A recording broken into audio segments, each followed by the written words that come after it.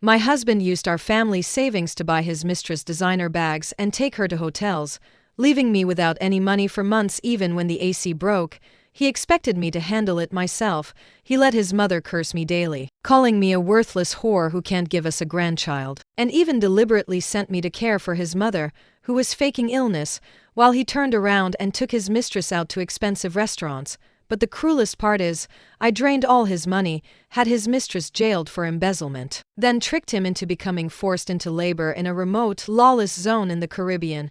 Now he's on his knees, begging me for mercy. Want to know how I did it? The price of infidelity. My best friend and I were out shopping when I saw him swiping his credit card for another woman's bag. My best friend immediately wanted to confront him.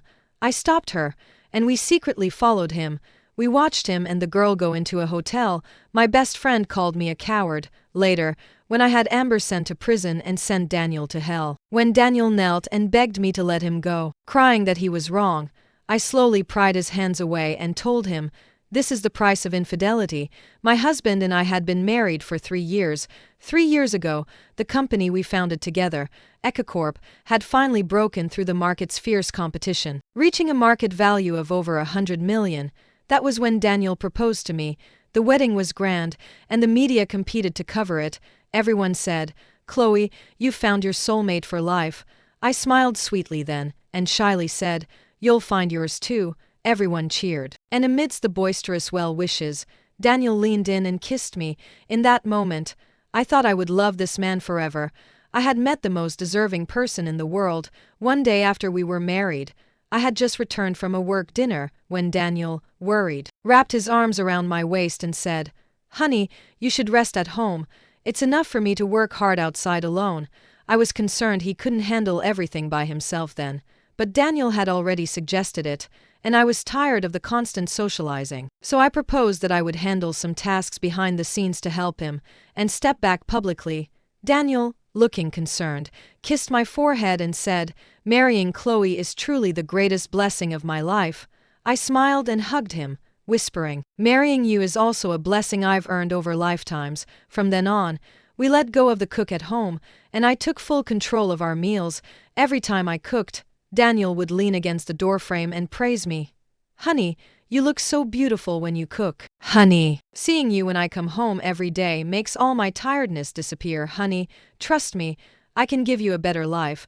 Amidst days of sweet nothings, I gradually let go of all my responsibilities at EcoCorp. I started researching which dishes were tastier, how much sugar to add to a glass of juice for the best taste without compromising health, and how to arrange flowers to make them more beautiful.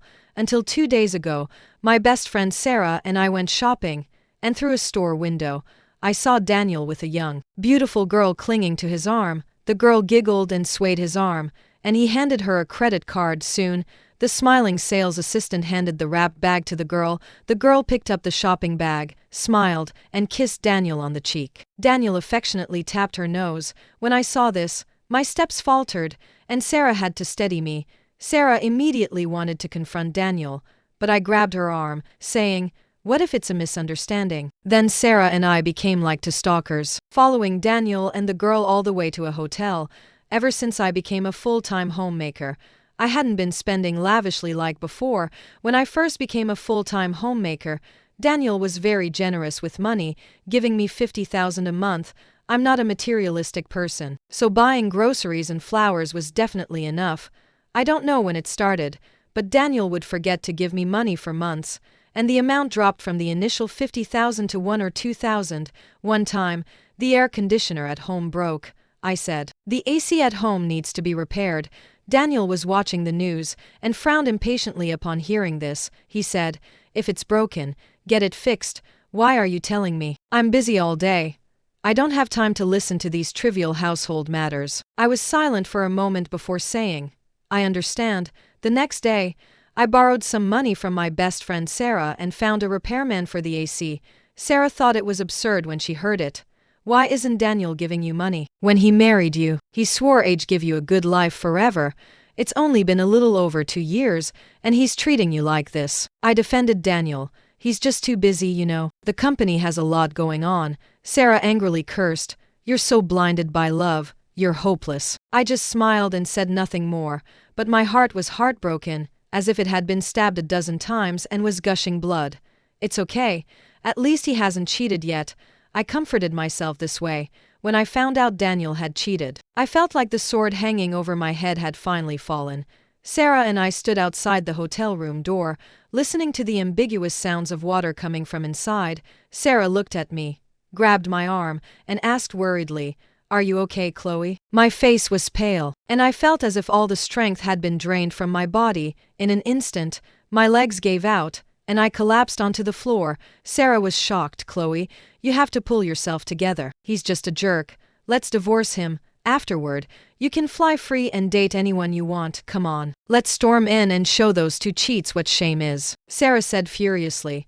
I finally mustered a bit of strength and pulled Sarah's hand. "No, Sarah." Sarah's face was grim with anger. "You're not going to protect that jerk now, are you?" I had no strength to speak, and could only shake my head. After a while, I felt a bit better, and whispered, "Sarah, my stomach hurts. Please take me to the hospital first." At the hospital, I went to the emergency room. The doctor said I had acute gastroenteritis and needed to be admitted. I was in too much pain to move, and cold sweat beaded on my forehead.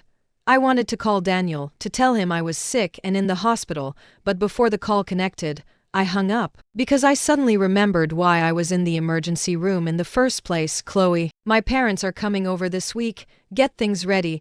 Daniel said this without turning his head, as he sat at his computer desk in the study. I was in the kitchen cooking, and froze when I heard that. From the day I married into the family, I had a lot of conflict with Daniel's mom. Right after we got married, when we moved into our new house, his mom said, "A new house needs to be warmed by people, otherwise it lacks vitality. Moving in without it might affect my ability to have grandchildren." At that time, I was still a career woman, and quite strong-willed. As soon as I heard that, I flared up and said, "We don't plan on having children right now." His mom's voice immediately shot up. She said, "How can you not have children? Daniel is the only one to carry on our family name. I worked so hard to raise him. Wasn't it so I could have grandchildren when I'm old?" I quickly said, "Mom, it's not that we don't want children. It's just that we're not considering it for now." His mom started crying even harder. "I'm already this old, and everyone else already has grandchildren. I'm all alone, with no one to talk to. Dan, your mom's life has been so hard." I wanted to continue speaking, but Daniel tugged my hand, signaling me to stop. From then on, his mom would have a small argument every 3 days and a big one every 5. Whenever she saw me leave for work, she'd start making snide remarks. "Work, work, that's all you know, day in and day out. You don't even think about having a grandchild for me." Some women just claim they don't want children when they can't have them, don't they? For Daniel's sake, I put up with it all. One day, I had just finished a work dinner with a client, but the deal hadn't been signed yet. I felt anxious, but there was nothing I could do. So I had to arrange another meeting. When I got home, I wanted to make some hangover cure, and she started nagging again. Who knows who it is, being promiscuous and unfaithful outside all day, coming home so late, and smelling of alcohol. Some people were incredibly lucky to marry into our family, yet they don't know how to show gratitude and give me a big, healthy grandson. I finally exploded, smashing everything in the house that could be broken, and pointing at Daniel's nose. I said, "It's her or me in this house. You choose." The next day, I didn't see Martha anymore. I didn't know how she left, or how Daniel convinced her. I didn't care, as long as she was gone. Now his mom was coming over. He couldn't possibly be unaware of the conflict between his mom and me. He just informed me she was coming without any prior warning. Oh dear. Why are these shoes arranged like this? Shoes shouldn't be placed this way. It's not good for the house luck. I say, "Daughter-in-law, you spend all day at home, not working and not doing anything. And you can't even keep the house tidy. What kind of impression does that make?" Martha started picking at me the moment she walked in. I didn't say anything, standing by and looking at Daniel. Daniel's brow was deeply furrowed, and he shot me a very displeased glance, as if to say, "How can you not even handle such a small thing?" At dinner, I had prepared a table full of dishes. Martha picked up a pair of utensils and started picking through all the food, then spoke again. "How is there no nutrition in these dishes? Look at what you've cooked. Is this even edible? There's no richness to it at all. My son supports you, and this is what you feed him every day." Martha kept chattering, while I silently ate beside her. What kind of meal was this? This was the meal I specifically designed for Daniel's stomach issues when he returned to the family. After he developed stomach problems from work dinners, I had paid to take nutrition classes to create the healthiest meals for him. Dinner had been served for 5 minutes, and Martha had been chattering for all 5 minutes. 5 minutes later, Daniel spoke. Chloe, it's not that I'm complaining, but you cook the same few dishes every day. Anyone would get tired of them. His mom chimed in. Exactly. With that, he pulled his mom out the door. Mom, I'll take you out to eat. With a loud bang, the door slammed shut. I looked at the table full of untouched food, and immediately lost my appetite.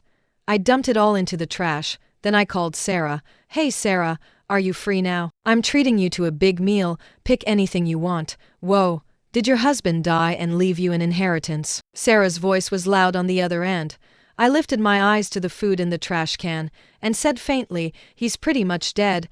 Sarah and I went to the city's most luxurious hotel, and ordered a table full of dishes. We both ate so much we had to lean on the wall to walk. Sarah clutched her painfully full stomach and asked, what's going on? Is your husband really dying? I hadn't eaten as much, so I was fine.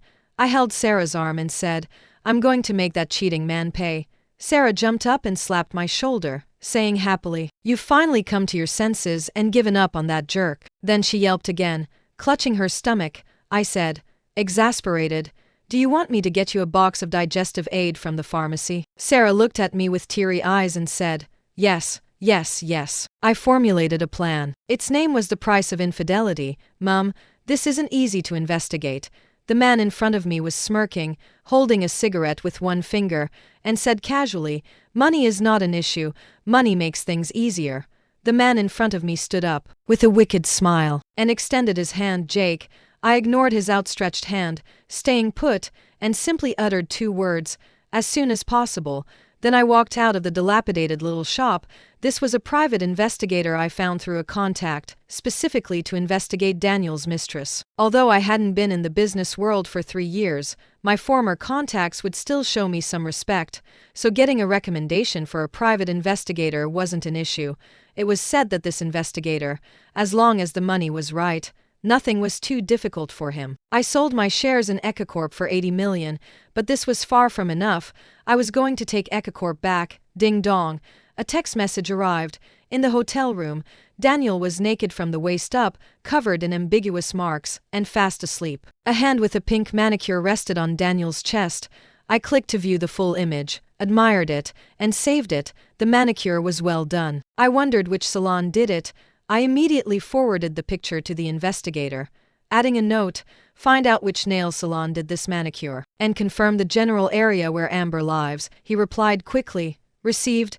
I smiled, turned off my phone screen, and headed home. As soon as I walked in, Martha yelled at me, you, a woman, spending all day out instead of tidying the house. What are you doing out? I softened my expression, and spoke in a cloying tone that even disgusted myself. Mom, I signed you up for a class in the neighborhood. A dance class. There are many single older gentlemen there, all professors, highly educated and high income. I thought you might get bored staying home all the time, so I signed you up for a class to help you relax. Why are you spending this money? It's still my son's money, isn't it? But since you've already signed me up, I suppose I'll reluctantly go. As she spoke, Martha's voice grew softer. I'll go cook now, Mom. A short while later in the kitchen, Martha awkwardly leaned against the doorframe and asked, is what you said really true? About them all being professors and high income? I turned my head and smiled gently. I said, yes, that's right. I casually asked an old gentleman that day, and his pension was over 10,000. Martha's eyes darted around a few times, then she shouted towards the kitchen, cook well. I curled my lips into a sarcastic smile. Excellent. The fish had taken the bait. That day, I was out shopping with Sarah, when I received a call. On the other end was Daniel's accusatory voice.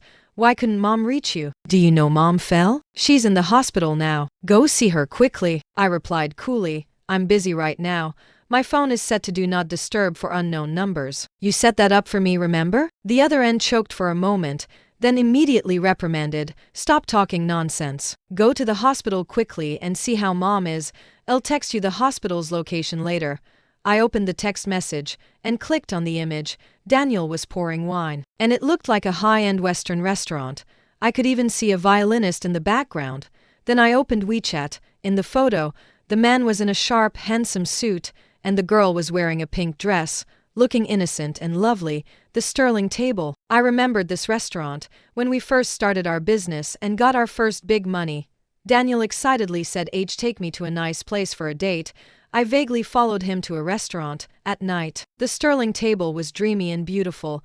The outside of the restaurant was adorned with layers of small lights, and inside, a violinist played a melodious tune. Those brightly lit windows reflected the life Daniel and I had sworn to live together. When Daniel took my hand and stepped through that grand entrance, I still couldn't believe it. Not until the waiter handed me the menu did I glance at the prices and frantically tried to pull Daniel away, but Daniel firmly held on to me, making me sit still. He knew I wouldn't dare order, so he lavishly ordered several expensive dishes for me. Thinking of this, I couldn't help but sigh. We once had good times too. When I arrived at the hospital, Martha was lying in the hospital bed. As I entered, I saw Martha chatting animatedly with an old man. Martha, seeing you like this breaks my heart. Are you all right? Does it hurt? Martha, her face full of smiles, said, It's nothing. I just twisted it a bit. I'll be fine in a couple of days. I couldn't help but scoff internally, twisting an ankle and needing to be hospitalized. How much did she want to use me as a personal maid? I walked into the room, with a gentle smile on my face. The moment Martha saw me, the smile vanished from her face, replaced by a sharp, critical expression. Why are you just getting here? Why couldn't I reach you by phone? A string of questions before I could answer, Martha started complaining to the old man next to her. Oh, I have such a hard life. My husband passed away early, and I raised my son all by myself. Now that my son has finally settled down and made a career, I thought I could enjoy my golden years, but who knew this daughter-in-law stays at home all day, doesn't cook, doesn't do housework, and expects me to do everything. I'm an old woman in my 50s, how many more years can I serve them? I scoffed internally. If I don't cook or do housework, then why is your house so clean and bright? What have you been eating all day? Dog food. I entered without addressing Martha's complaints, and simply exclaimed with an exaggerated oh. Then, even more dramatically, I said, Mom, what happened to you? How did you fall so badly? This is serious. It'll be a long recovery, especially since you're older. You really need to see a specialist. After saying that, I pretended to make a call and walked out with my phone.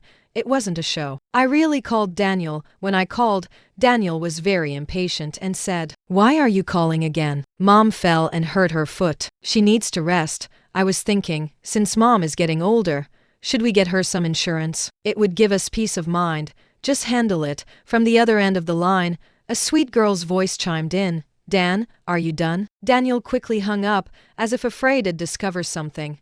I curled my lips. He did it, and he was too guilty to admit it. Hanging up the phone. What a good man indeed. I opened my phone and dialed another number. Hello. Is this the account manager from XX Bank? I'd like to ask, about family trusts. Yes. Do you have any recommendations? Okay. I'm free tomorrow. I'll come to the bank tomorrow, and we can discuss it in person. That evening, Daniel came home smelling of perfume. He didn't seem to notice it himself. I smiled as I took his jacket, pretending nothing was amiss, and then spoke. I'd like to get insurance for everyone in the family. Can you give me a credit card? Daniel frowned, looking impatient. How much? Around $2 million. Why so much? I scoffed internally. He thinks $2 million for family insurance is a lot. But spending $5 million on a house for his mistress isn't.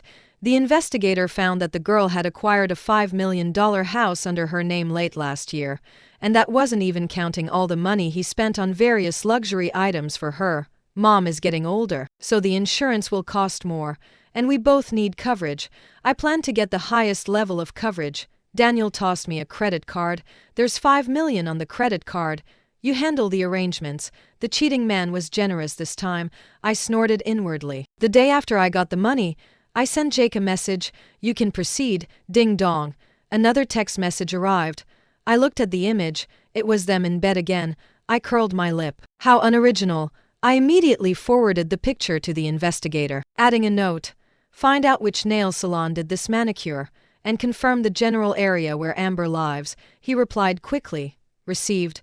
I smiled, turned off my phone screen, and headed home. That day, I was arranging the flowers I'd just bought from the florist. about to put a bunch in a vase to perk up, when I heard a sharp voice coming from Daniel's study. What do the police want with her? I curled my lips. Jake was quick. Daniel hastily put on his jacket and shouted to me in the living room, Chloe, I have something to do tonight, so I won't be back. I smiled gently and said, okay. As soon as Daniel left, I dialed a number. Hello, is this Lisa? Ah yes, it's me. I wanted to ask if my account has been set up. Okay, thank you. All right, goodbye. After hanging up, I transferred all the money from the credit card Daniel had given me. Then I made another call to the bank's account manager. Once everything was processed, I opened WeChat and sent Jake a message. Is the trap set? It is then. Let's begin. That day, Sarah excitedly invited me to meet up. We went to a favorite casual restaurant we used to frequent. Sarah was happily laughing as she cooked her food. She cupped her hand, put it to her mouth, and said, Chloe, guess what? Amber went to prison. Ha ha ha ha. I smiled, but said nothing. Sarah continued, apparently. Daniel's mistress hooked up with someone who could help her make big money. At first, Amber didn't believe it, and only invested a few tens of thousands, but the return rate was 300%. So she put all the money she had into it, and that still wasn't enough. Didn't Daniel set up a company for her? After saying that, Sarah cautiously observed my expression, seeing no unusual reaction from me. She continued, Amber took all $3 million from that small company's paid-in capital and invested it. After she invested, the person who had guided her vanished without a trace. Ha ha ha ha. I'm dying of laughter. Sarah shoved a piece of fatty beef into her mouth and laughed so hard she slapped her thigh.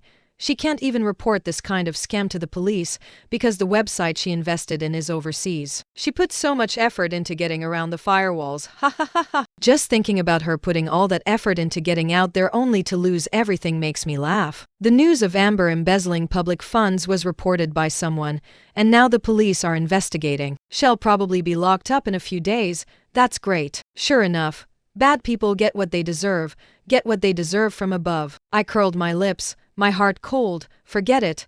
It's more reliable to take matters into my own hands. I picked up a beef ball with my utensils, smiled, and said, that's truly karma, knowing someone is married and still choosing to be a mistress. But Daniel, that jerk, is fine. It's infuriating. Sarah got angry whenever she talked about Daniel, and cursed a lot. I felt a sense of relief. Daniel, you won't be smug for much longer. I'll be on a business trip for a while. There's a big project in a remote, lawless zone in the Caribbean. If we land this project, the company's IPO won't be a problem. Daniel was in high spirits as he said this. I was watching a show, and casually replied, that's wonderful. Then I added, Dan, I want to buy Mom a house. Mom seems to have found a second chance at love in the neighborhood. She's been talking about houses constantly these past 2 days. I thought, if Mom really finds a second chance at love, it might not be ideal for her to live with us. Perhaps it was because he had landed a big project, or because it was a house for his mom, or perhaps it was because my tone that day was too gentle. In any case, after I said that, Daniel paused for a moment, then readily handed me a credit card. There's 10 million in it. Choose a good house for Mom. She's older, so it should be a single story. I nodded gently. Of course, for Mom, it has to be the best. When Daniel went to the entryway to change his shoes, perhaps it was guilt from his long-term infidelity, he pulled me into his arms for a hug and said, Chloe, wait for me to come back. I felt disgusted, but I smiled gently. I gave him a slight push, urging him, go quickly.